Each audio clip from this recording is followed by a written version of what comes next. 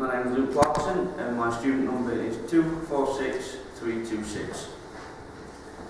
In today's slideshow presentation we're going to be looking at different health concerns and different areas regarding things that might relate to that condition. So the conditions we're going to be looking at today are obesity, asthma, HIV and AIDS and type 2 diabetes. What we're going to be looking at with each of these health conditions is the definition that different organisations give to each one, the statistics involved, the amount of money that the NHS spends per year to try and treat or cure said conditions, the contributing factors like what causes it, genetics, lifestyle, etc. Any nutritional information that can be provided with the specific nutritions, any limited nutritions that need to be taken out to be able to treat the condition as been said, and government initiatives. This is looking at like local initiatives, national initiatives to try and ease the burden on the NHS to try and get people to look after themselves along with help from medical professionals. So first off we're going to look at different definitions, and the first one we've got up is obesity, and the Mayo Clinic define the term obesity as a complex disorder involving an excess amount of body fat. This comes down to the amount of body fat is in excess of their height. The Free Dictionary, moving on to asthma, they define it as a chronic inflammatory disease of the airways. This could be anything to do with bronchioles, the alveoli, anything that could restrict regular breathing pattern. HIV and AIDS, again described by the Free Dictionary, says that HIV develops into AIDS over time but can remain as HIV for an indeterminate length of time. And moving on to the last one, type 2 diabetes, described by the charity Diabetes UK, is a condition where the body cannot produce enough insulin, or what is produced cannot be used by the body properly.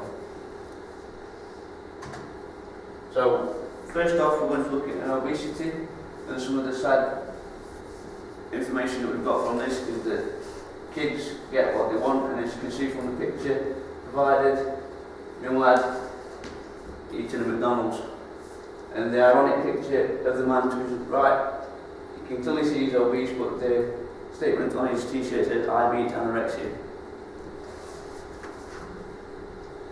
So first of all, the rate of obesity in the UK has risen to 1 billion, in the world has risen to 1 billion people since 1980. That's worldwide. 64% of UK adults are overweight or obese, according to an article on BBC News. The Department of Health stated in a report that the British obesity crisis was cost an estimated 5 billion per year to the NHS. Where, if you think about things that could be done in everybody's lifestyle, that could be reduced by vast amounts if people just looked after themselves. In 2014, the NHS outlines contribution factors to obesity and say it's a simple thing as eating too much and moving too little. Eating foods that are high in saturated fat and processed sugars and not getting enough exercise, not even the minimum stipulated by the Department of Health of 1 hour, 30 minutes to 1 hour, 5 days a week.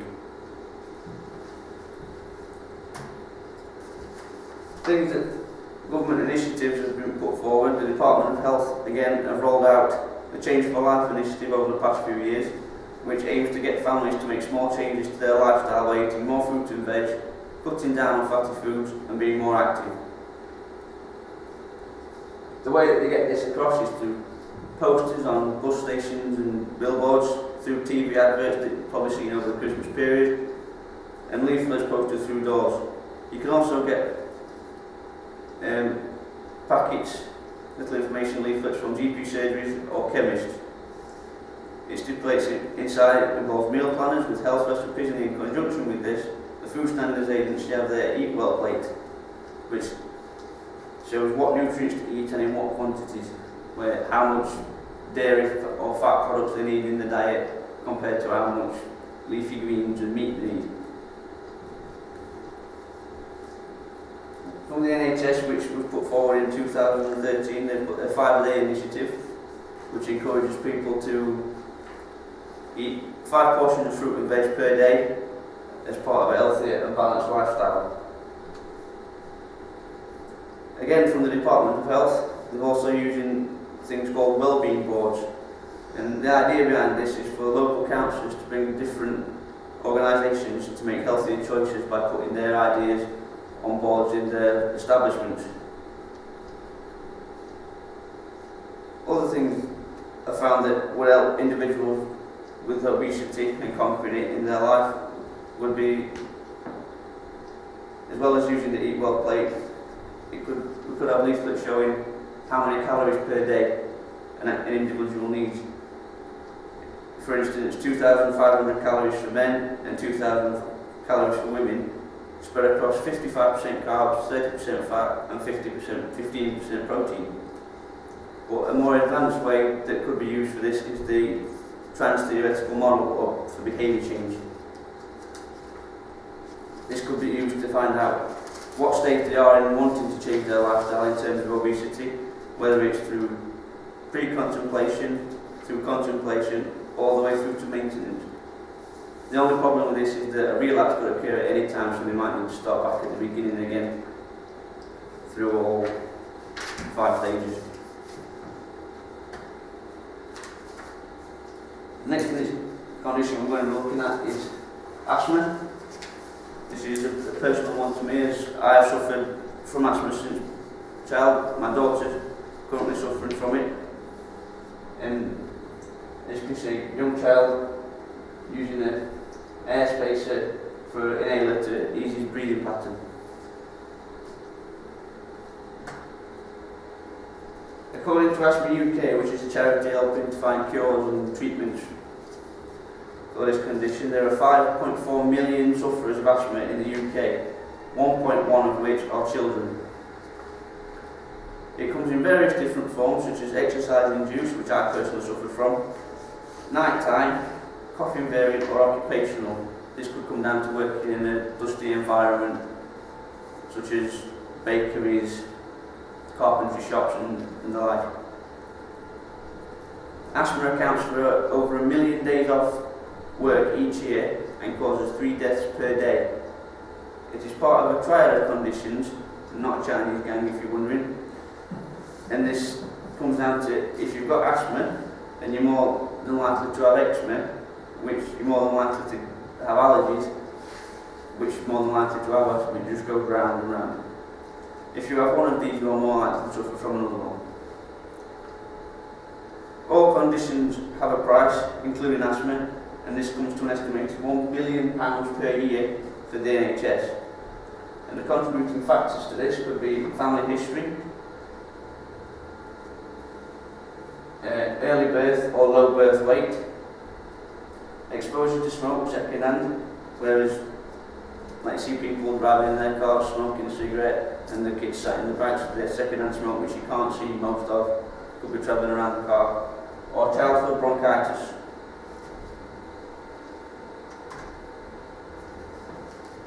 For asthma, there is no specific dietary needs, although they say a balanced diet is preferable. But researchers have found that eating 2 to 5 apples per week can help reduce the risk of asthma developing it in later life by 32%. Asthma UK have been running a campaign for the past 4 years to have inhalers put in every school, so in case the child forgets to take theirs with them, they've got one on hand should a child suffer from shortness of breath or an asthma attack.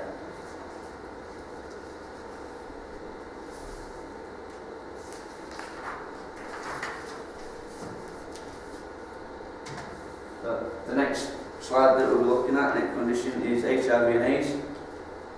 As you can see, one of the most famous people to suffer from it is Freddie Mercury. This picture shows you what it looked like before he was diagnosed. The second picture shows you a picture roughly a month before he died, and you can see the difference in how it affects the body. HIV stands for the Human Immunodeficiency Virus, which, as said before, develops over time into acquired immune deficiency syndrome.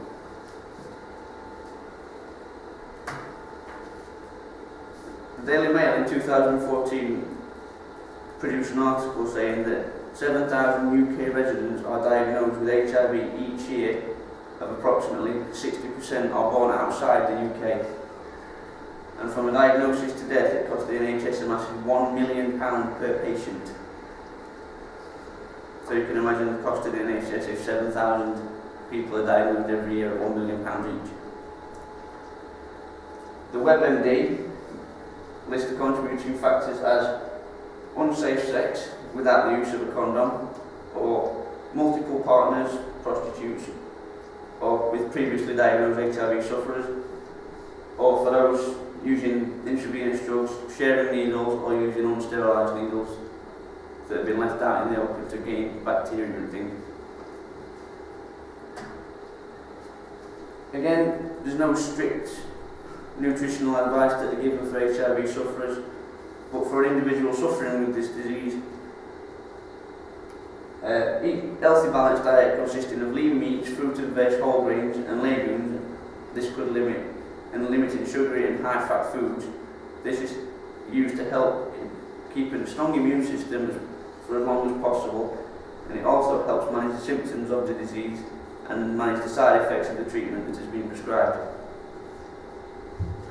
As said, Freddie Mercury is the most high profile case of fairly recent times to have suffered and died from this disease, with it being a little over 25 years since his passing. The most high profile campaigner of this disease is Elton John. His foundation, EGAF, has raised over £80 million to spread out across over 1,300 projects to raise awareness of the disease and help fund research into finding a cure. The National AIDS Trust in 2012 campaigned to roll out a national AIDS testing action plan that is hoping to help prevent UK sufferers having a late diagnosis. This is for people to be able to test themselves at home with specially designed kits. So that means they could take a blood test for themselves, and so more like self-diagnosis, but then having the presence of mind to take it to a doctor. I found this, can you confirm it for me? Yeah, good. I am conscious of the time, so I'll be very quickly on the next one. Type 2 diabetes. As you can see, the way to test it is to take a little sample of blood into a sugar meter, and it tells you the level of sugar in your blood. As this individual says 5.7, which I would say is fairly normal.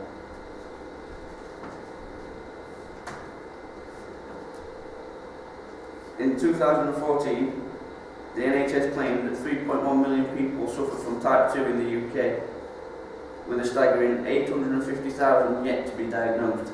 So people are walking around the streets of Great Britain not knowing they have this disease. This is set to rise to 4.6 million people suffering with any form of diabetes, 90% of which will be suffering from type 2.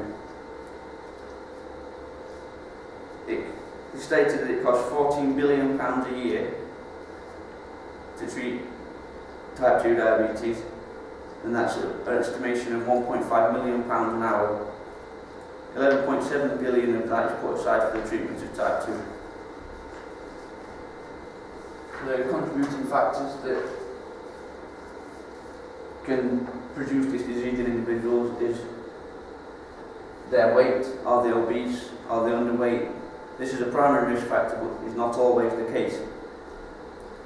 A person's fat distribution, is the abdominal fat greater around their abdomen than their hips and thighs? The inactivity of an individual, the less active a person is, the greater risk it is of catching this disease, and physical activity helps maintain a healthy body weight, so that inactivity and the weight are closely linked. A family history could also be the cause, whereas it's a genetic disease, so if one member of your family has suffered from it, then without intervention early on, you possibly could get it. It could also be down to race. Certain ethnic groups like Southern black African people are at greater risk than the white population because of their diet and other factors. Age is another one. The older you get, the increased risk you are. Specifically if you're 45 or over, you're at more higher risk of getting this disease. Pre-diabetes is where the blood sugar level is higher than normal but still not high enough to be properly diagnosed as type 2. You can have gestational diabetes. This is when, because of the eating habits of a pregnant woman, their sugar levels rise, but after giving birth, because they go back to normal, it drops a bit. But this, again, is an increased risk of type 2, if not dissipated after giving birth. If a woman has unfortunately been diagnosed with polycystic ovaries, this is also an increased risk of gaining type 2 later in life. Nutritional factors for type 2 are eating regular meals, spaced out evenly, and the advice is never to skip breakfast. So you've got the energy to burn off what's already been used and your body can keep going. Portion control, the advice using a smaller plate and serving the vegetables and things first, so you don't overload it with high fatty meats and low carbohydrate potatoes. Cut down on carbs and fats, but it says for the carbohydrates use starchy foods and whole grains, and for the fat use unsaturated fats such as oils, which is because it's liquid at room temperature, it's an unsaturated fat, and cut out the saturates like margarine and butter and cakes and things. I've got down on my notes, it says eat your 5 a day. Enough said really. If you get your 5 a day down, then you lower the risk of getting it. There's an initiative going about to go meat free for 1 day a week. This can help reduce the cholesterol levels in the bloodstream and therefore reduce the risk. Oily fish such as mackerel, sardines are rich in omega-3 fatty acids, the healthy fats that your body requires. Using beans and pulses are low in fat and high in fibre for a healthy digestive system, so it can work more efficiently using the sugars and the fats that are put into the body.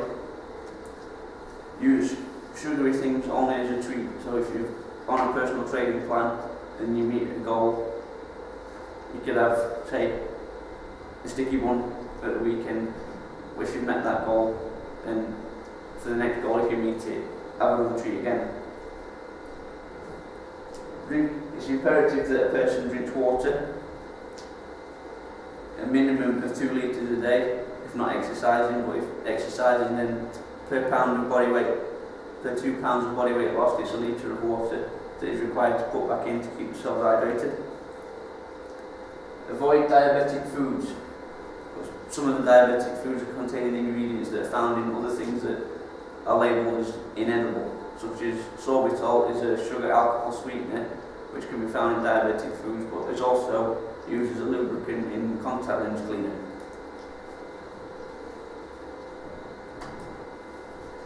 And for the government initiatives that have been put forward, the Royal College of Nursing want to see more eye testing and retina screening and put them on a register to see what difference, if any, occur. So, as most people know, diabetes can either send you blind because they can detect it from changes in the retina at the back of the eye. So if people are on a register that have been diagnosed with it looking in their eyes, then they can be kept monitored. And Diabetes UK have been in cahoots with Tesco and their colleagues have raised over £10 million that will go towards funding further research to find cures and better treatments to be able to people to live a better lifestyle even if the condition cannot be cured. And websites and organisations that I've mentioned are NHS, the Obesity Forum, National AIDS Trust, the Elton John AIDS Foundation, Asthma UK, and lastly, Diabetes UK. And that's it. Any questions? Cheers, Luke.